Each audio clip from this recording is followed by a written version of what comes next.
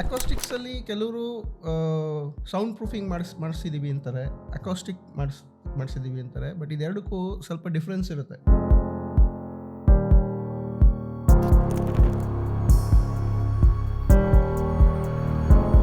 Home theatre ಮಾಡಬೇಕಂದ್ರೆ ನಿಮಗೆ projector ಬೇಕಾಗುತ್ತೆ, ಸ್ಕ್ರೀನ್ ಬೇಕಾಗುತ್ತೆ, ಮತ್ತು AV ರಿಸೀವರ್ಸ್ ಬೇಕಾಗುತ್ತೆ. ಅದು ಎಲ್ಲದಕ್ಕಿಂತ ತುಂಬ ಇಂಪಾರ್ಟೆಂಟ್ ಏನಂದರೆ ಅಕಾಸ್ಟಿಕ್ಸ್ ಅನ್ನೋದು ಬೇಕಾಗುತ್ತೆ. ನಮ್ಮ ಅಜ್ಜಿ ತಾತ ಎಲ್ಲ ಹೋಟೆಲ್ ಇತ್ತು, ಅವರು ಹೋಟೆಲ್ ಬಿಸ್ನೆಸ್ ಇತ್ತು. ನಮ್ಮ ತಂದೆ ಬಂದ್ಬಿಟ್ಟು ಈಸ್ ಅ ವಾಚ್ ಮೇಕರ್.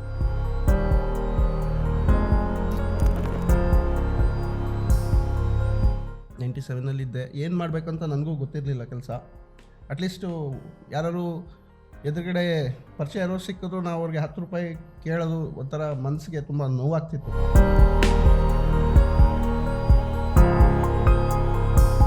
ಆಮೇಲಿಂದ ಹೀಗೆ ನನಗೆ ಅಷ್ಟು ಏನಾದರೂ ಹೊಸದಾಗಿ ಏನಾದರೂ ಮಾಡಬೇಕು ಅನ್ನೋದು ತುಂಬ ಆಸೆ.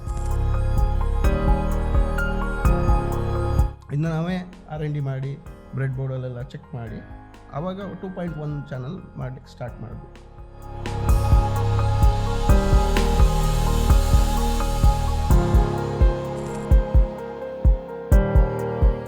ಸೊ ನಾನು ಮೈಸೂರಿಂದ ಹೋಗಿ ಸೂರತ್ತಲ್ಲಿ 1 ವರ್ಷ ಕೆಲಸ ಮಾಡಿದ್ದೀನಿ. 1 ವರ್ಷ? ಅದು ತುಂಬ ದೊಡ್ಡ ಪ್ರಾಜೆಕ್ಟ್. 48 ಸೀಟ್ ಹೋಮ್ ಥಿಯೇಟರ್ ಅಂತ, totally very big home theatre.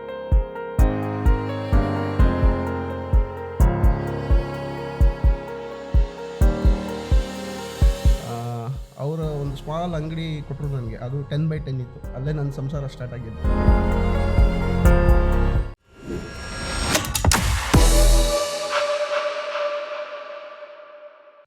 ಸ್ನೇಹಿತರೆ ನಮಸ್ಕಾರ, ನಾನು ರವೀಂದ್ರ ಜೋಶಿ. RJ ಪಾಡ್ಕಾಸ್ಟ್ಗೆ ಸ್ವಾಗತ. ಒಬ್ಬ ಅಪರೂಪದ ವ್ಯಕ್ತಿತ್ವವನ್ನು ಇವತ್ತು ತಮಗೆ ನಾನು ಪರಿಚಯಿಸ್ತಾ ಇದ್ದೀನಿ. ಹಾಗೆ ನೋಡಿದರೆ ನನಗೆ ಒಂದು ಅಂತಾರಾಷ್ಟ್ರೀಯ ವಿಮಾನ ನಿಲ್ದಾಣದಲ್ಲಿ ಪರಿಚಯ ಆದಂಥ ವ್ಯಕ್ತಿ ಇವರು. ಇವರ ಜೀವನಗಾಥೆಯನ್ನು ಕೇಳಿದ ಮೇಲೆ, ಅದರ ರೋಚಕತೆಯನ್ನು ಗಮನಿಸಿದ ಮೇಲೆ ಇವರನ್ನು ತಮಗೆ ಪರಿಚಯ ಮಾಡಿಸಲೇಬೇಕು ಅಂತ ಅನ್ನಿಸ್ತು. ಹೀಗಾಗಿ ಅವರನ್ನು ನಮ್ಮ ಸ್ಟುಡಿಯೋಗೆ ಕರೆಸಿದ್ದೀನಿ. ವೆಲ್ಕಮ್ ಮಣಿಕಂಠನ್ ಅಯ್ಯರ್. ಸರ್ ನಮಸ್ತೆ, ಎಲ್ಲರಿಗೂ ನಮಸ್ತೆ. ಮಣಿಕಂಠನ್ ಅಯ್ಯರ್, ಹೇಗಿದ್ದೀರಿ? ಫೈನ್, ತುಂಬ ಚೆನ್ನಾಗಿದ್ದೀನಿ ಸರ್. ನಿಮ್ಮ ಮೂಲ ವೃತ್ತಿ ಏನು ಅಂತ ನಮ್ಮ ಸಾಮಾಜಿಕ ಪರಿವಾರದ ಬಂಧುಗಳಿಗೆ ಮೊದಲು ಹೇಳಿದ್ವಿ. ಮೂಲ ವೃತ್ತಿ ಹೋಮ್ ಥಿಯೇಟರ್ ಸಿಸ್ಟಮ್ನ ಅಳವಡಿಸೋದು ನಮ್ಮದು. Home theatre system complete set of packages ಇರುತ್ತೆ. ಹೋಮ್ ಥಿಯೇಟರ್ ಮಾಡಬೇಕಂದ್ರೆ ನಿಮಗೆ ಪ್ರೊಜೆಕ್ಟರ್ ಬೇಕಾಗುತ್ತೆ, ಸ್ಕ್ರೀನ್ ಬೇಕಾಗುತ್ತೆ, ಮತ್ತು AV ರಿಸೀವರ್ಸ್ ಬೇಕಾಗುತ್ತೆ. ಅದು ಎಲ್ಲದಕ್ಕಿಂತ ತುಂಬ ಇಂಪಾರ್ಟೆಂಟ್ ಏನಂದರೆ ಅಕಾಸ್ಟಿಕ್ಸ್ ಅನ್ನೋದು ಬೇಕಾಗುತ್ತೆ. ಈ ಹೋಮ್ ಥಿಯೇಟರ್ ಅನ್ನೋದು ಇತ್ತೀಚಿನ ದಿವಸದಲ್ಲಿ ಭಾಳ ದೊಡ್ಡ ಫ್ಯಾಷನ್. ಅದು ಅಂದರೆ ಮನೆಯಲ್ಲಿ TV ಮೀರಿ ಈಗ ಬರ್ತಾ ಇರುವಂಥ ನೆಟ್ಫ್ಲಿಕ್ಸು, ಅಮೆಝಾನ್ ಇದರಲ್ಲಿ ಸಿನಿಮಾವನ್ನು ಮನೆಯಲ್ಲೇ ನೋಡುವಂಥದ್ದು, ಮತ್ತು ಮನೆಯಲ್ಲಿ ನೋಡುವ ಸಿನಿಮಾ ಥಿಯೇಟ್ರಲ್ಲಿ ನೋಡಿದ್ದೀನಿ ಅನ್ನುವಂಥ ಅನುಭವ ಉಂಟಾಗಬೇಕು ಅಂತ ಇವತ್ತಿನ ಕಾಲಘಟ್ಟದಲ್ಲಿ ಜನ ತಮ್ಮ ಮನೆಯನ್ನು ಹೋಮ್ ಥಿಯೇಟರ್ ಮಾಡ್ಕೋತಾ ಇದ್ದಾರೆ. ನಾವು ಹೋಮ್ ಥಿಯೇಟರ್ ಅಂದ ಕೂಡಲೇ ಏನು ಅನ್ಕೋತೀವಿ ಅಂದರೆ ದೊಡ್ಡದಾದಂಥ ಒಂದು ಸ್ಕ್ರೀನು, ಆ ಸ್ಕ್ರೀನಲ್ಲಿ ಜೋರಾಗಿ ಲೌಡಾಗಿ ಕೇಳುವಂಥ ಸ್ಪೀಕರ್ಗಳು, ಹಾಡು ಇರ್ಬೋದು, ಸನ್ನಿವೇಶ ಇರ್ಬೋದು, ಫೈಟ್ ಇರ್ಬೋದು, ಜೋರಾಗಿ ಸೌಂಡ್ ಕೇಳಬೇಕು. ಅದಕ್ಕೆ ಹೋಮ್ ಥಿಯೇಟರ್ ಅಂತ ನಮ್ಮಂಥ ಜನಸಾಮಾನ್ಯರು ಭಾವಿಸ್ತೀವಿ. ಹೋಮ್ ಥಿಯೇಟರ್ ಅಂದರೆ ಸೌಂಡು ಮತ್ತು ಪಿಕ್ಚರ್ ಅಷ್ಟೇನಾ ಅಥವಾ ಅಲ್ವಾ? ಸೌಂಡು ಪಿಕ್ಚರ್ ಇರುತ್ತೆ. ಸೌಂಡು ಮತ್ತು picture, audio video obviously, plus acoustics ಅನ್ನೋದು ಒಂದು ಇಂಪಾರ್ಟೆಂಟ್ ಸಬ್ಜೆಕ್ಟ್. ಏನದು ಅಕಾಸ್ಟಿಕ್ಸ್ ಅಂದರೆ?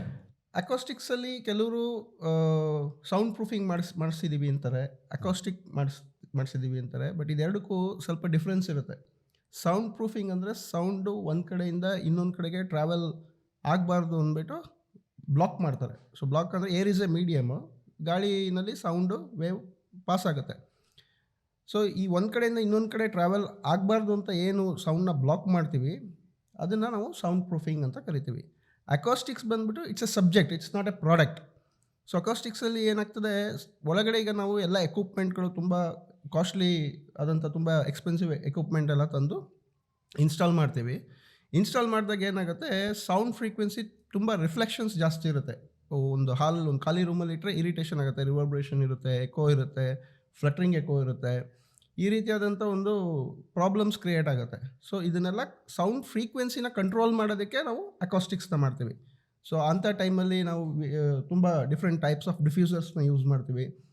ಕ್ಯೂ ಆರ್ ಡಿ ಡಿಫ್ಯೂಸರ್ ಅಂತ ಹೇಳ್ತಾರೆ, ಕ್ವಾಡ್ರಾಟಿಕ್ ಡಿಫ್ಯೂಸರ್ಸ್ ಅಂತ ಹೇಳ್ತಾರೆ ಕ್ಯೂ ಆರ್ ಡಿಗೆ, ಮತ್ತು ಸ್ಕೈಲೈನ್ ಡಿಫ್ಯೂಸರ್ಸ್ ಅಂತ ಹೇಳ್ತಾರೆ, ಮತ್ತು ವೇವ್ ಡಿಫ್ಯೂಸರ್ಸ್ ಇರುತ್ತೆ, ಅಬ್ಸಾರ್ಪ್ಷನ್ ಪ್ಯಾನಲ್ಸ್ ಇರುತ್ತೆ, ಮತ್ತು ಸ್ವಲ್ಪ amount of absorption reflection. So diffuser ಬಂದುಬಿಟ್ಟು ಈಗ ಫಾರ್ ಎಕ್ಸಾಂಪಲ್ ಈಗ ನಾನು ಇಲ್ಲಿ ಕೂತಿದ್ದೀನಿ, ನನ್ನ ಹಿಂದ್ಗಡೆ ಒಂದು ವಾಲ್ ಇದೆ, ನನಗೇನಾಗುತ್ತೆ ಸೌಂಡ್ ವೇವ್ ಡೈರೆಕ್ಟಾಗಿ ಬಂದು ವಾಲ್ಗೆ ರಿಫ್ಲೆಕ್ಟ್ ಆಗಿ ಪುನಃ ಅದು ರಿಟರ್ನ್ ಬರುತ್ತೆ. ಸೊ ನಮಗೆ ಒಂದು ಬೌನ್ಸ್ ಆಗುತ್ತೆ, ರಿಫ್ಲೆಕ್ಟ್ ಆಗುತ್ತೆ. ಸೊ ಅಲ್ಲಿಂದ ಬಂದಿದ್ದು ಸೌಂಡು ಕೇಳುತ್ತೆ, ಇಲ್ಲಿಂದ ರಿಟರ್ನ್ ಬರೋ ಸೌಂಡು ಕೇಳುತ್ತೆ. ಸೊ ಅವಾಗ ನಾವು ಏನಾಗ್ತೀವಿ, ಡಿಫ್ಯೂಸರ್ಸ್ನ ಯೂಸ್ ಮಾಡೋದ್ರಿಂದ ನಮಗೆ ಹಿಂದ್ಗಡೆ ಒಂದು ವಾಲ್ ಇದೆ ಅನ್ನೋ ಫೀಲಿಂಗ್ ಬರೋಲ್ಲ, ನಮಗೆ ಅದು ಡಿಫ್ಯೂಸ್ ಮಾಡುತ್ತೆ, ಅಂದರೆ ಸ್ಮಾಲ್ ಪೀಸಸ್ಸಲ್ಲಿ ಡಿಫ್ಯೂಸ್ ಮಾಡುತ್ತೆ ಸೌಂಡ್ ಫ್ರೀಕ್ವೆನ್ಸಿನ. ಸೊ ಇದೆಲ್ಲ ಮಾಡಬೇಕಂತ ನಾನು ಒಂದು ಫ್ಯಾಕ್ಟ್ರಿ ಮಾಡಿ ತುಂಬ, ಯಾಕಂದರೆ ಬೇರೆ ಕಡೆಯಿಂದೆಲ್ಲ ನಾವು ಇಂಪೋರ್ಟ್ ಮಾಡೋದು ತುಂಬ ಎಕ್ಸ್ಪೆನ್ಸಿವ್ ಇರುತ್ತೆ. ಸೊ ನಾನು ಇಲ್ಲೇ ಒಂದು ಎಲ್ಲರಿಗೂ ಒಂದು ಕಮ್ಮಿ. ಯಾವ ಊರಲ್ಲಿ ನಿಮ್ಮ ಫ್ಯಾಕ್ಟ್ರಿ ಇದೆ? ನಮ್ಮದು ಮೈಸೂರಲ್ಲಿ ಹೆಬ್ಬಾಳ್ ಇಂಡಸ್ಟ್ರಿಯಲ್ ಏರಿಯಾದಲ್ಲಿ ನನ್ನ ಫ್ಯಾಕ್ಟ್ರಿ ಇದೆ. ಏನು ಫ್ಯಾಕ್ಟ್ರಿ ಹೆಸರೇನು? ಡೆಸಿಬಲ್ಸ್ ಆಡಿಯೋ ಸಿಸ್ಟಮ್ ಅಂತ. ನಮ್ಮ factory wood working complete acoustics, ಈಗ ಡೆಸಿಬಲ್ಸ್ ಅಕೋಸ್ಟಿಕ್ಸ್ ಅಂತಲೂ ಮಾಡ್ತಾ ಇದ್ದೀವಿ. Wood working complete wood working setup ಇದೆ. ನಮ್ಮ ಹತ್ರ CNC ಮೆಷಿನರೀಸ್ ಇದೆ, ಪ್ರೆಸ್ಸಿಂಗ್ ಮೆಷಿನರೀಸ್ ಇದೆ, ಮತ್ತು ಎಲ್ಲ ಇಂಪೋರ್ಟೆಡ್ ಮೆಷಿನರೀಸ್ ಯೂಸ್ ಮಾಡ್ತೀವಿ. ಯಾಕಂದರೆ ನಮ್ಗೆ ಆ ಪ್ರಿಸಿಷನ್, ಆ ಕ್ವಾಲಿಟಿ ಔಟ್ಪುಟ್ ನಮ್ಗೆ ಬರಬೇಕಂತ ಹೇಳಿ ಕಂಪ್ಲೀಟ್ ಫುಲ್ಲಿ ಆಟೋಮೆಟಿಕ್ CNCs ಇದೆ. ಇದು ನಿಮ್ಮದೇ ಆದಂಥ ಬ್ರ್ಯಾಂಡ್ ಡೆಸಿಬಲ್ ಅನ್ನೋದು ನಿಮ್ಮ? ಡೆಸಿಬಲ್ ಅನ್ನೋದು ನನ್ನ ಬ್ರ್ಯಾಂಡ್, ನನ್ನ company brand, decibels audio system ಅಂತ ಎಲ್ಲರಿಗೂ ಗೊತ್ತು. ನೀವು ಈ ಜರ್ನಿ ಶುರು ಆಗಿದ್ದು ಹೆಂಗಿದು? ನನಗೆ ತುಂಬ ನಾವು ಒಂದು ಮಿಡಲ್ ಕ್ಲಾಸ್ ಫ್ಯಾಮಿಲಿಯಿಂದ ಬಂದಿದ್ದು. ನಾನು ಹುಟ್ಟಿದ್ದು KR ನಗರ ಅಂತ, ಇಲ್ಲಿಂದ ಮೈಸೂರಿಂದ ಒಂದು 45 ಕಿಲೋಮೀಟ್ರ್ ದೂರದಲ್ಲಿದೆ. ಓಕೆ. ನಮ್ಮ ಅಜ್ಜಿ ತಾತ ಎಲ್ಲ ಹೋಟೆಲ್ ಇತ್ತು, ಅವರು ಹೋಟೆಲ್ ಬಿಸ್ನೆಸ್ ಇತ್ತು. ನಮ್ಮ ತಂದೆ ಬಂದ್ಬಿಟ್ಟು ಈಸ್ ಅ ವಾಚ್ ಮೇಕರ್. ಹಾಂ. ಸೊ ಎಲ್ಲ ರೀತಿಯಾದ ವಾಚ್ಗಳನ್ನ ಅವರು ರಿಪೇರಿ ಮಾಡ್ತಾಯಿದ್ರು. ಯಾವ ಊರಲ್ಲಿ? KR ನಗರದಲ್ಲೇ ಇದ್ದರು. ನಮ್ಮ ದೊಡ್ಡಪ್ಪ ಬಂದು ಅವರು ರೇಡಿಯೋ ರಾಮಣ್ಣ ಅಂತ ಹೇಳಿ ಅವಾಗ ಫೇಮಸ್. ರೇಡಿಯೋ ರಾಮಣ್ಣ ಹೆಸರು ಭರಣಿ ಎಲೆಕ್ಟ್ರಾನಿಕ್ಸ್. ಅವರು KR ನಗರದಲ್ಲೇ ಇದ್ದರು. ಭರಣಿ ಎಲೆಕ್ಟ್ರಾನಿಕ್ಸ್ ಅಂತ ಇತ್ತು. ಅವಾಗ ನಾವು ಚಿಕ್ಕ ವಯಸ್ಸಲ್ಲಿ ಇದೆಲ್ಲ ನೋಡ್ತಾ ಇದ್ವಿ. ಅವರು ಇದನ್ನೆಲ್ಲ ರಿಪೇರಿ ಮಾಡೋಂಥದ್ದು ಪ್ರತಿಯೊಂದೂ ನಾವು ನೋಡ್ತಾ ಇದ್ವಿ. ಸೊ ಅದೊಂದು ಬಾಂಡಿಂಗ್ ಇತ್ತು ಆ ಎಲೆಕ್ಟ್ರಾನಿಕ್ಸ್ ಜೊತೆಗೆ. ಸರಿ, ಆಮೇಲೆ ಅಲ್ಲಿಂದ ಮೈಸೂರಿಗೆ ಬಂದ್ವಿ. ಮೈಸೂರಿಗೆ ಬಂದು ನಮ್ಮ ತಂದೆ ತಾಯಿ ತುಂಬ ಸಾಲ ಮಾಡಿಕೊಂಡು ಸಿಕ್ಕಾಬಟ್ಟೆ ತುಂಬ ಕಷ್ಟಪಟ್ಟರು. ಸೊ ಆಮೇಲೆ ಓದ್ಸೋಕ್ಕೂ ಅವ್ರಿಗೆ ತುಂಬ ಕಷ್ಟ ಆಗ್ತಿತ್ತು. ಅದಾದಮೇಲೆ ಸ್ವಲ್ಪ ಫ್ಯಾಮಿಲಿ ಇಶ್ಯೂಸಿಂದ ನಾನು ಮನೆ ಬಿಟ್ಟು ಆಚೆ ಬಂದೆ. ತುಂಬ ಕಷ್ಟಪಟ್ಟಿದ್ದೀನಿ. ನಾನು ಕೇಳ್ಕೊಳ್ಳೋದು ಬೇರೆಯವ್ರಿಗೆ ಈ ಕಷ್ಟ ಬೇಡ ಅಂತ, ಬರಬಾರ್ದು ಅಂತ ಕೇಳ್ಕೊತೀನಿ. ನಾನು ಮನೆ ಬಿಟ್ಟು ಸಿಟಿ ಬಸ್ ಸ್ಟ್ಯಾಂಡಲ್ಲಿ 3 ದಿವಸ ಮಲಗಿದ್ದೆ ಸರ್. ಮೈಸೂರು ಸಿಟಿ ಬಸ್ ಸ್ಟ್ಯಾಂಡಲ್ಲಿ 3 ದಿವಸ ಅಲ್ಲೇ ಮಲಗಿದ್ದೆ. ಎಷ್ಟು ವರ್ಷ ಹಿಂದಿನ ಕತೆ ಇದು?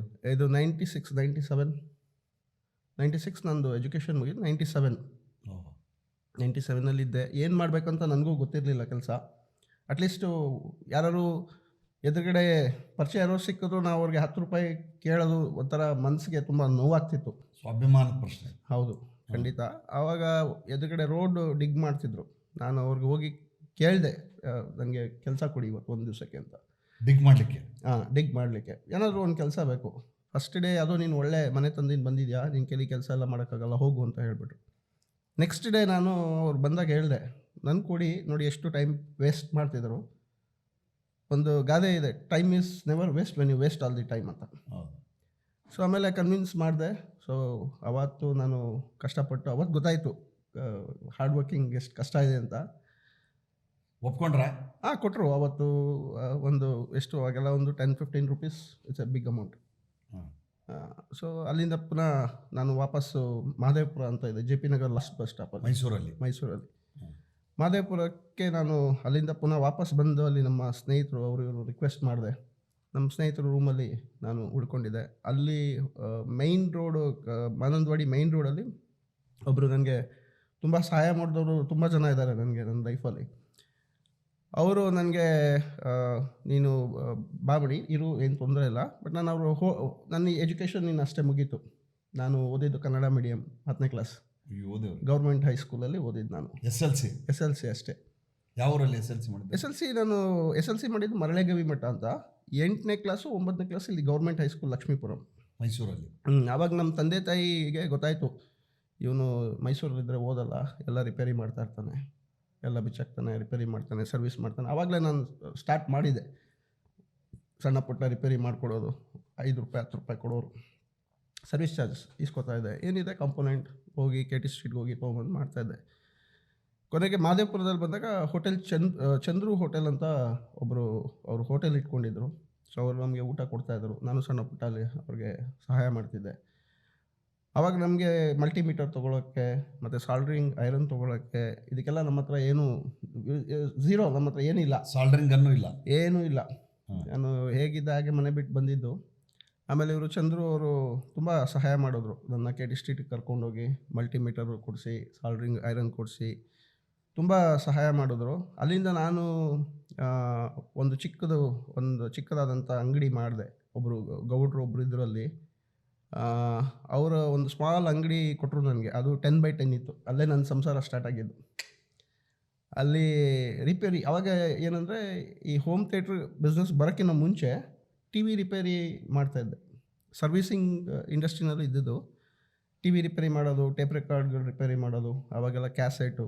ನಂತರ ಹಾಗೆ ಟಿ ವಿ ರಿಪೇರಿ ಮಾಡ್ತಾ ಒಂದು ಸ್ವಲ್ಪ ಎಲ್ಲ ಡಿಜಿಟಲೈಸ್ ಆಗೋಕ್ಕೆ ಸ್ಟಾರ್ಟ್ ಆಯಿತು. ಇನ್ ಫ್ಯೂಚರ್ ಟಿ ವಿನಲ್ಲಿ ಏನು ಫ್ಯೂಚರಿಸ್ಟಿಕ್ ಆಗಿ ಏನೂ ಮಾಡೋಕ್ಕಾಗಲ್ಲ. ಟಿ ವಿನ ಕೆಟ್ಟೋದ್ರೆ ರೆಡಿ ಮಾಡ್ಬೋದು ಅಷ್ಟೇ. ಆಮೇಲೆ ಸ್ವಂತ ನಾನೇ ಸ್ಪೀಕರ್ ಬಾಕ್ಸ್ ಅಸೆಂಬ್ಲಿ ಮಾಡೋಕ್ಕೆ ಸ್ಟಾರ್ಟ್ ಮಾಡಿದೆ. ಸ್ವಂತ ಆ್ಯಂಪ್ಲಿಫೈರ್ಸ್ನ ಬಿಲ್ಡ್ ಮಾಡೋಕ್ಕೆ ಸ್ಟಾರ್ಟ್ ಮಾಡಿದೆ. ನನಗೇನು ಅಷ್ಟೊಂದಾಗ ಆ ದಿನದಲ್ಲಿ ನನಗೇನು ಅಷ್ಟೊಂದು ಗೊತ್ತಿರಲಿಲ್ಲ. ಆಮೇಲೆ ಹೀಗೆ ಒಂದು ಆಕಸ್ಮಿಕವಾಗಿ ನಾನು ಅವಾಗಲೂ ತುಂಬ ಕಷ್ಟಪಟ್ಟಿದ್ದೀನಿ. ನನಗೆ ಒಂದು ಸ್ವಲ್ಪ ದುಡ್ಡು ಸಿಕ್ಕಿದ್ರೆ ನನ್ನ ಬಸ್ ಚಾರ್ಜ್ ಮಿಗುತ್ತೆ ಅಂದ್ಬಿಟ್ಟು ನಾನು ಎಲ್ಲಿ ಮಾದೇಪುರದಿಂದ ಕೆ ಟಿ ಸ್ಟ್ರೀಟ್ ನಡ್ಕೊಂಡು ವಾಕಿಂಗ್ ಹೋಗ್ಬಿಟ್ಟು ಬಂದಿರೋ ಟೈಮು ಇದೆ. ಎಷ್ಟು ಕಿಲೋಮೀಟ್ರ್ ಆಗುತ್ತೆ ಅದು ಮೈಸೂರಲ್ಲಿ? ಆಲ್ಮೋಸ್ಟ್ ಮೋರ್ ದೆನ್ 10-12 ಕಿಲೋಮೀಟರ್ಸ್ ಆಗುತ್ತೆ. 12 ಕಿಲೋಮೀಟ್ರ್ ನಡ್ಕೊಂಡು ಜೆ.ಪಿ. ನಗರ ನಡ್ಕೊಂಡು ಹೋಗ್ಬಿಟ್ಟು ಬರ್ತಾಯಿದ್ದೆ. ಅವತ್ತು ನಮಗೆ ಒಂದು ₹5 ₹10 ಮಿಕ್ಕಿದ್ದು ನನಗೆ ಎಕ್ಸ್ಟ್ರಾ ಒಂದಷ್ಟು ಟ್ರಾನ್ಸಿಸ್ಟರ್ಗಳು, ರೆಸಿಸ್ಟರ್ಗಳು ಏನೋ ಒಂದು ಸಿಕ್ತಿರೋದು. ಆಮೇಲಿಂದ ಹೀಗೆ ನನಗೆ ಅಷ್ಟು ಏನಾದರೂ ಹೊಸದಾಗಿ ಏನಾದರೂ ಮಾಡಬೇಕು ಅನ್ನೋದು ತುಂಬ ಆಸೆ. ಸೊ ಅಲ್ಲಿ ಒಂದು ಚಿಕ್ಕದಾಗಿ ಸಿ ಡಿ, ಆವಾಗೆಲ್ಲ ಸಿ ಡಿ ಟ್ರೆಂಡ್ ಇತ್ತು. So C D to C D recording ಮತ್ತು ಸಿ ಡಿ ಪ್ಲೇಯರ್ಗಳು ಸರ್ವಿಸ್ ಮಾಡೋದು. ಸೊ ಅಲ್ಲಿಗೆ ಬಂದ ಆಡಿಯೋ ತುಂಬ ಇಂಟ್ರೆಸ್ಟಿಂಗ್ ಆಗಿ ಇರೋಂಥ ಒಂದು ಸಬ್ಜೆಕ್ಟ್. ಅವಾಗೆಲ್ಲ ಡೆಕ್ ಮಾಡ್ತಾಯಿದ್ವಿ ನಾವು, ಕ್ಯಾಸೆಟ್ ಡೆಕ್ಸ್, FLD ಮೆಕ್ಯಾನಿಸಮ್ ಬರೋದು, ಫ್ರಂಟ್ ಲೋಡೆಡ್ ಮೆಕ್ಯಾನಿಸಮ್, ಮತ್ತು ಎಲ್ಲ ಬೋರ್ಡ್ಸ್ ಎಲ್ಲ ಸಿಗೋದು. ಸೊ ಅದನ್ನ ಜಸ್ಟ್ ಅಸೆಂಬ್ಲಿ ಮಾಡ್ತಾಯಿದ್ವಿ. ಮಾಡಿ ಬೇರೆಯವ್ರಿಗೆ ಕೊಟ್ಟರೆ ಒಂದು 4 ಕಾಸು ಸಿಗೋದು. ಅಸೆಂಬಲ್ ಮಾಡಿಕೊಡೋದು, ಅಸೆಂಬಲ್ ಮಾಡಿ ಕೊಡೋದು ಅಷ್ಟೇ. ಪ್ಲಸ್ ಟಿ ವಿನೂ ಅಸೆಂಬ್ಲಿ ಮಾಡ್ತಾಯಿದ್ವಿ. ಅವಾಗೆಲ್ಲ ಡೇವೋ KEC ಕಿಟ್ ಅಂತ ಬರೋದು, ಡೇವೋ ಕಿಟ್ಸ್ ಅಂತ ಬರೋದು. ಅದನ್ನೆಲ್ಲ ನಾವು ಅಸೆಂಬ್ಲಿ ಮಾಡಿ ಕೊಡ್ತಾಯಿದ್ವಿ. ಒಂದು ಟಿ ವಿಗೆ ನಮ್ಗೆ ಒಂದು ₹100 ₹150 ಸಿಗ್ತಾಯಿತ್ತು ಅಷ್ಟೇ. ಅದ ಆದಮೇಲೆ ಸ್ಟೆಪ್ ಬೈ ಸ್ಟೆಪ್ ಒಂದು ಚಿಕ್ಕ ಲೂನಾ ಸ್ಕೂಟ್ರ್ ತೊಗೊಂಡೆ. ಅದಾದಮೇಲೆ ನಂದು ಹೀರೋ ಬುಕ್ ಅಂದರೆ ಅವಾಗ ತುಂಬ ಇಷ್ಟ ಆಯಿತು ನನಗೆ. ಸೊ ಸ್ವಲ್ಪ ಹಾಗೆ ಸಂಪಾದನೆ ಮಾಡಿ ದುಡ್ಡು ಕೂಡಿಟ್ಟು ಹೀರೋ ಬುಕ್ ತೊಗೊಂಡೆ. ಆ ನಂಬರ್ ಇವಾಗಲೂ ಜ್ಞಾಪಕ ಇದೆ, J5080 ಅಂದ್ಬಿಟ್ಟು. ಸೊ ಅದಾದಮೇಲೆ ಪುನಃ ಹೀಗೆ ಏನಾದರೂ ಮಾಡಲೇಬೇಕಂತ ಒಂದು ಸತಿ ಹೀಗೆ ಕೆ ಟಿ ಸ್ಟ್ರೀಟ್ಗೆ ಹೋಗಿದ್ದೆ. A.V. ಗೋಪಾಲ್ರವರು ಕೆ ಟಿ ಸ್ಟ್ರೀಟ್ನಲ್ಲಿ ನಾನು ಅವ್ರನ್ನ ಒಂದು ಅಂಗಡಿನಲ್ಲಿ ಭೇಟಿ ಮಾಡಿದೆ. ಟೆಕ್ನಿಕಲ್ ಪ್ರಾಬ್ಲಮ್ನ ತುಂಬ ಈಸಿಯಾಗಿ ವಿತ್ ಈಕ್ವೇಷನ್ಸ್ ಫಾರ್ಮುಲಾಸಲ್ಲಿ ಈಸಿಯಾಗಿ ರಿಸಾಲ್ವ್ ಮಾಡಿದ್ರು. ಆಮೇಲೆ ನಾನು ಅವ್ರನ್ನ ಫಾಲೋ ಮಾಡ್ಕೊಂಡು ಹೋದೆ. A.V. ಗೋಪಾಲ್ ಅವರು ನಮ್ಮ ಗಂಗೋತ್ರಿನಲ್ಲಿ ಈಸ್ PhD ಇನ್ ಫಿಸಿಕ್ಸ್. ಹೌದಾ? ಸೊ ಅವ್ರಿಗೆ ಹಾಬಿ ಇತ್ತು. ಅವ್ರಿಗೆ ಏನು ಹಾಬಿ ಅಂದರೆ ಆ ಟೈಮಲ್ಲೆಲ್ಲ ಸಬ್ ಊಫರ್ ಅಂದರೆ ಯಾರಿಗೂ ಗೊತ್ತೇ ಇರಲಿಲ್ಲ. ನಾನೇ ಲೈಫಲ್ಲಿ ಫಸ್ಟ್ ಟೈಮ್ ನಾನು ಅವ್ರ ಹತ್ರ ನೋಡಿದ್ದು ಸಬ್ ಊಫರ್ ಅಂದರೆ. ಸೊ ಅವರು ಒಂದು ಊಫರ್ ಮಾಡಿಸ್ಬೇಕು ಮಣಿ ಅಂತಿದ್ರು. ಸೊ ನಮಗೆ ಆವಾಗ ತುಂಬ ಫೇಮಸ್ ಮೈಸೂರು ಕೆ ಟಿ ಸ್ಟ್ರೀಟಲ್ಲಿ ರಾಜ್ ಸ್ಪೀಕರ್ ಅಂತಿದ್ದಾರೆ. ಅವರು ನಮಗೆ ಸ್ಪೀಕರೆಲ್ಲ ನಮ್ಗೆ ಯಾವ ಥರ ಬೇಕು ಆ ಥರ ಡಿಸೈನ್ ಮಾಡಿ ಕೊಡ್ತಾಯಿದ್ರು. ಆವಾಗಲೂ ನನಗೆ ಅಷ್ಟು ಸಬ್ಜೆಕ್ಟ್ ಇನ್ ಡೆಪ್ತ್ ಏನು ಇದು ನನಗೆ ಗೊತ್ತಿರಲಿಲ್ಲ. ಸರಿ, ನಾನು ಅವ್ರಿಗೆ ರಿಕ್ವೆಸ್ಟ್ ಮಾಡಿದೆ. ಅವರು ಕೇಳಿದ್ರಿಗೆ ಒಂದು ಊಫರ್ ಬೇಕು ಮಣಿಯಿಂದ ಪರಿಚಯ ಮಾಡಿಕೊಂಡೆ ನಾನೇ. ಸರ್ ನನಗೆ ಈ ಥರ ಎಲ್ಲ ಆಡಿಯೋ ಇಂಟ್ರೆಸ್ಟು. ಅವರು ಹೊಸದಾಗಿ ಹೇಳ್ತಾರೆ, ನಾನು ಲೋ ಪಾಸ್ ಫಿಲ್ಟರ್ ಮಾಡ್ತಾಯಿದ್ದೀನಿ, ಸಬ್ ಊಫರ್ ಡಿಸೈನ್ ಮಾಡ್ತಾಯಿದ್ದೀನಿ ಅಂತ. ನನಗೆ ಅದೆಲ್ಲ ಒಂಥರ ಹೊಸದಾಗಿ ಅನಿಸ್ತು. ನಾವೇನು ನೋಡಿದ್ದು 2 ಸ್ಪೀಕರು, 1 ಆ್ಯಂಪ್ಲಿಫೈರ್, ಇದೇನು ಸಬ್ ಊಫರ್ ಹೇಳ್ತಿದ್ದಾರಲ್ಲ ಇವರು. ಓಕೆ, ನೀವು ನಮ್ಮ ಮನೆಗೆ ಒಂದು ಸತಿ ಬನ್ನಿ ಮಣಿ, ಭೇಟಿ ಮಾಡಿ ಅಂತ ಇನ್ವೈಟ್ ಮಾಡಿದ್ರು. ನಾನು ಅವ್ರದ್ದು ಲ್ಯಾಂಡ್ಲೈನ್ ನಂಬರ್ ತೊಗೊಂಡೆ. ಕೊನೆಗೆ ಫೋನ್ ಮಾಡಿ. ಯಾವಾಗಿದೆ? ಎಷ್ಟು ವರ್ಷದಿಂದ? 98, 99, 25 ವರ್ಷದಿಂದ. 25 ವರ್ಷ ಹಿಂದೆ. ಆಮೇಲೆ ನನಗೆ ತುಂಬ ಆಶ್ಚರ್ಯ ಅನಿಸ್ತು. ಮತ್ತು ಏನು ಇಷ್ಟು ಲೋ ಮನೆಯೆಲ್ಲ ವೈಬ್ರೇಟ್ ಆಗೋದು, ಅಷ್ಟು ಸೌಂಡ್ ಬರ್ತಿತ್ತು. ಎಲ್ಲಿಂದ ಬರ್ತದೆ ನೋಡಿದ್ರೆ ಅವರು ಒಂದು ಮೂಲೆಯಲ್ಲಿ, ಮಣಿ ನೀನೇ ಮಾಡಿಸ್ಕೊಟ್ಟಿದ್ಯಲ್ಲ ಅದೇ ಸಬ್-ವೂಫರ್ ನಾನು ಮಾಡಿದ್ದೀನಿ. ಆಮೇಲೆ ಅವರು ಏನು ಸೈಜ್ ಇತ್ತು ಅದು? ಅದು ಒಂದು 12 ಇಂಚಸ್ ಇತ್ತು ಅವಾಗ. ಬರೀ 12 12 ಇಂಚು ಒಂದು ಸಬ್-ವೂಫರ್. ಸೊ ಆವಾಗ ನಾನು ಕೇಳಿದೆ, ಸರ್ ನನಗೂ ಈ ವಿದ್ಯೆನ ಹೇಳ್ಕೊಡಿ, ನನಗೆ ತುಂಬ ಆಸಕ್ತಿ ಇದೆ, ಬಟ್ ನಾನು ಓದಿರೋದು 10ನೇ ಕ್ಲಾಸು, ಸ್ವಲ್ಪ ನನಗೂ ಹೇಳ್ಕೊಡಿ ಅಂತ ಹೇಳಿದಾಗ ಅವರು ನನಗೆ ಆರ್ಟ್ಸ್ ಆಫ್ ಎಲೆಕ್ಟ್ರಾನಿಕ್ಸ್ ಅಂತ ಒಂದು ಬುಕ್ನ ಗಿಫ್ಟ್ ಕೊಟ್ಟರು. ಅವರು ಗಂಗೋತ್ರಿ ಲೈಬ್ರರಿನಲ್ಲೇ ಪರ್ಚೇಸ್ ಮಾಡಿ ನನಗೆ ತೊಗೊಂಬಂದು ಕೊಟ್ಟರು. ಮಣಿ ಈ ಬುಕ್ ಓದು, ಇದರಲ್ಲಿ ಬೇಸಿಕ್ ಎಲೆಕ್ಟ್ರಾನಿಕ್ಸ್ ಇದೆ, ಇದನ್ನ ಓದಿ ನೀನು ಕಲಿಬೋದು ಅಂತ ಪರ್ಚೇಸ್ ಕೊಟ್ಟರು. ಅದರಲ್ಲಿ ನಮಗೇನು ಸಬ್ಜೆಕ್ಟ್ ಬೇಕು ಅದನ್ನ ಮಾತ್ರ ನಾನು ಓದ್ತಾ ಇದ್ದೆ. ಅಂದರೆ ಎಲ್ಲನೂ ನನಗೆ ಬೇಕಾಗಿರಲಿಲ್ಲ. ನನಗೆ ಬೇಕಾಗಿದ್ದೇನು ಅದನ್ನು ಓದ್ಕೊಂಡು ಸ್ಮಾಲ್ ಬೋರ್ಡ್ಸ್ನ ಅಸೆಂಬ್ಲಿ ಮಾಡೋಕ್ಕೆ ಸ್ಟಾರ್ಟ್ ಮಾಡಿದೆ. ಅಂಗಡಿ ಇತ್ತು, ಕಾಂಪೋನೆಂಟ್ಸ್ ಎಲ್ಲ ತರ್ತಾ ಇದ್ದೆ. ಅಂಗಡಿ ಹೆಸರೇನು? ಅವಾಗ ಇಲ್ಲಿ ವಿನಾಯಕ ಎಲೆಕ್ಟ್ರಾನಿಕ್ಸ್ ಅಂತ ಇಟ್ಟಿದೆ. ಸೊ ಈ ಥರ ಬೋರ್ಡ್ಸ್ಗಳು ಮಾಡೋಕ್ಕೆ ಅವರೇ ನಮ್ಮ ಪ್ರೊಫೆಸರ್ ಒಂದು ಅವಾಗೆಲ್ಲ ಒಂದು ಆಪ್ರೇಷನಲ್ ಆ್ಯಂಪ್ಲಿಫೈರ್ಸ್ ಅಂತ ಐ ಸಿ ಬರೋದು, ಅದಕ್ಕೆ ಐ ಸಿನ ಮೌಂಟ್ ಮಾಡಿ ಅದ್ರ ಮೇಲೆ ಒಂದೇ ಒಂದು ಐ ಸಿ, ಅದು ಅಂದರೆ 4 ಚಾನಲ್ ಇರೋದು, ಅದರಲ್ಲಿ 2 ಚಾನಲ್ ಐ ಸಿಸ್ ಬರೋದು. ಅದರಲ್ಲಿ ಫಿಲ್ಟರ್ಸ್ನ ಡಿಸೈನ್ ಮಾಡ್ತಿದ್ವಿ. Low pass filter, band pass filter, band Q filter, high pass filter. High pass filter ಅಂದರೆ ಏನು? ಹೈ ಫ್ರೀಕ್ವೆನ್ಸಿ, ಈ ನಿಮ್ಮ ಗೆಜ್ಜೆ ಶಬ್ದಗಳು ಆ ಥರದ್ದೆಲ್ಲ ಹೈ ಫ್ರೀಕ್ವೆನ್ಸಿನ ಮಾತ್ರ ಪಾಸ್ ಮಾಡುತ್ತೆ. ಬ್ಯಾಂಡ್ ಪಾಸ್ ಅಂದರೆ ಈ ಕಡೆ ಹೈ ಫ್ರೀಕ್ವೆನ್ಸಿನೂ ಇಲ್ಲ, ಈ ಕಡೆ ಲೋ ಫ್ರೀಕ್ವೆನ್ಸಿನೂ ಇಲ್ಲ. ನಾವೇನು ವೋಕಲ್ ಮಧ್ಯದ್ದು ಮಿಡ್ ಫ್ರೀಕ್ವೆನ್ಸಿ ಅಂತ ಹೇಳ್ತೀವಲ್ಲ, ಲೋ ಫ್ರೀಕ್ವೆನ್ಸಿ ಬಂದುಬಿಟ್ಟು ವೈಬ್ರೇಷನ್ಸ್. ಸೊ ಲೋ ಫ್ರೀಕ್ವೆನ್ಸಿನ ಆ ಸಬ್-ವೂಫರ್ಗೆ ನಾವು ಲೆಫ್ಟ್ ರೈಟ್ ಚಾನಲ್ನ ತೊಗೊಂಡು ಅದನ್ನು ಸಮ್ಮಿಂಗ್ ಆ್ಯಂಪ್ಲಿಫೈರ್ ಅಂತ ಹೇಳ್ತೀವಿ.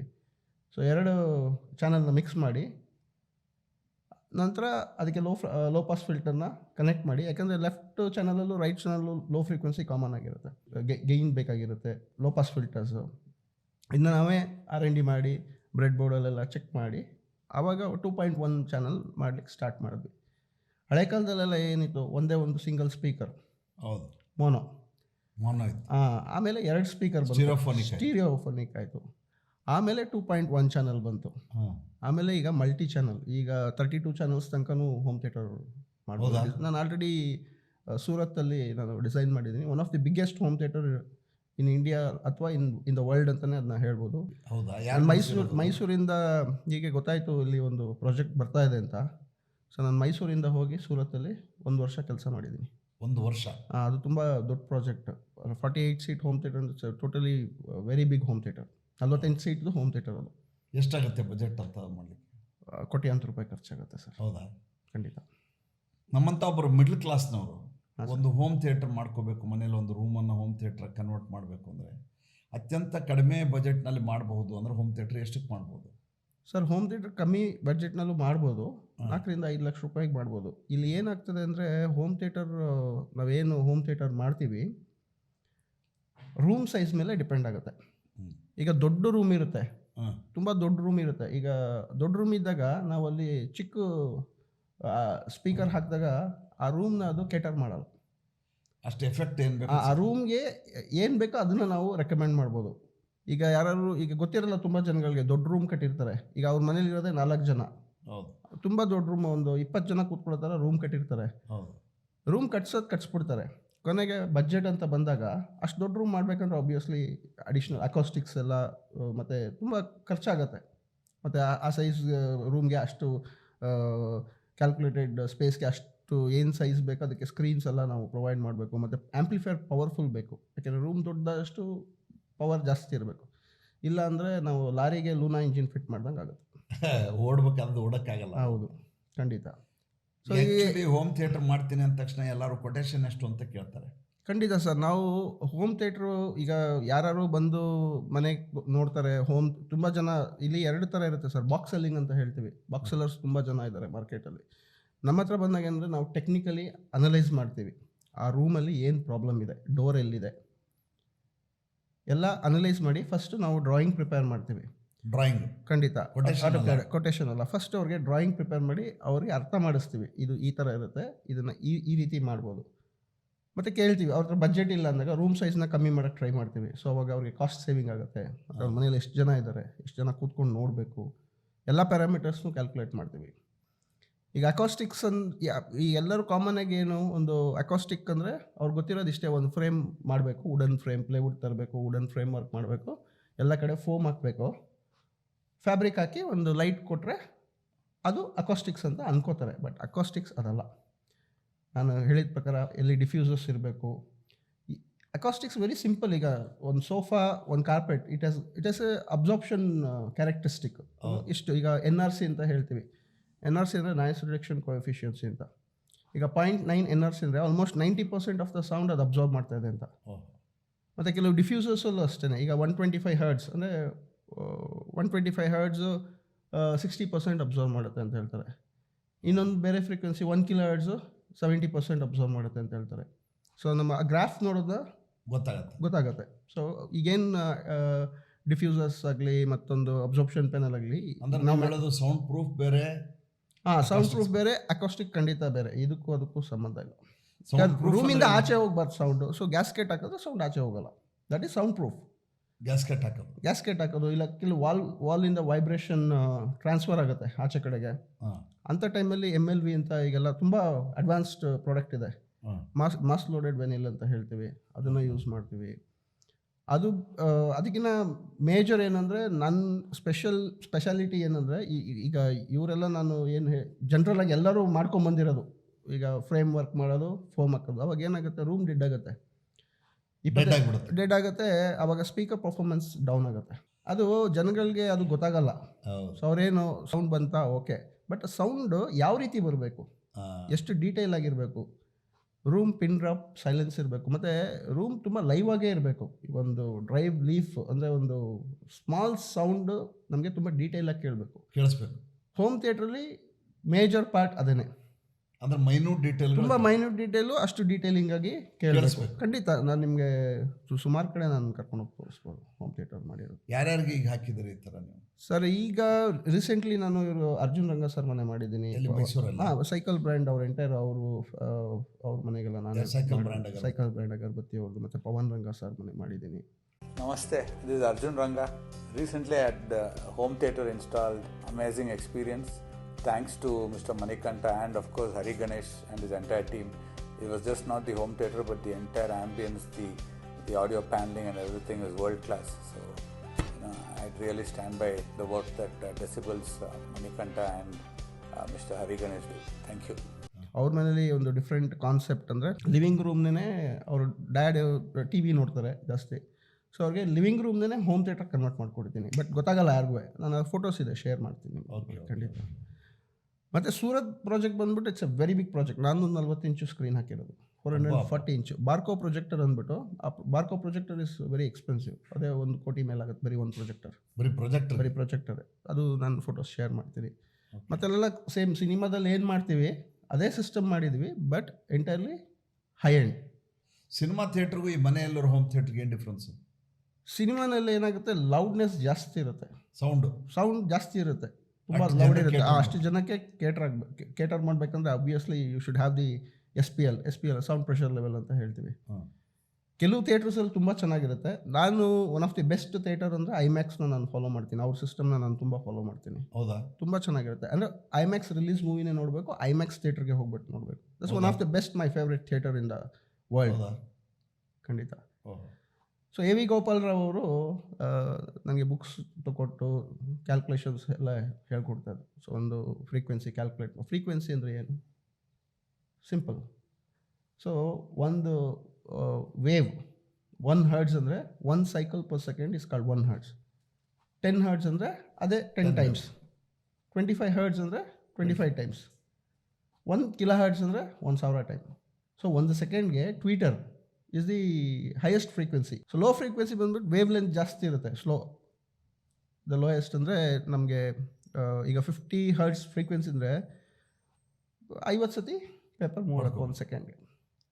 ಸೊ ಇಲ್ಲೇನಾಗ್ತದೆ, ಅಕಾಸ್ಟಿಕ್ಸ್ ಅಂತ ನಾವು ಏನು ಕರಿತಾ ಇದ್ದೀವಿ, ನಾವು ಎಲ್ಲ ಕಡೆ ಈ ಥರ ಫಿಲ್ ಮಾಡಿ ಆ ಥರ ಏನು ಮಾಡಲ್ಲ. ತುಂಬ ಇವತ್ತು ಅಡ್ವಾನ್ಸ್ ಟೆಕ್ನಾಲಜಿಲಿ we can provide some absorption panels with a calculated space. ಈ ಒಂದು ಸಬ್ಜೆಕ್ಟ್ ಬಂದಾಗ ನನಗೆ ಇಲ್ಲೊಂದು ವೆರಿ ಚಾಲೆಂಜಿಂಗ್ ಪ್ರಾಜೆಕ್ಟ್ ಬಂತು ಮೈಸೂರಿನಲ್ಲಿ.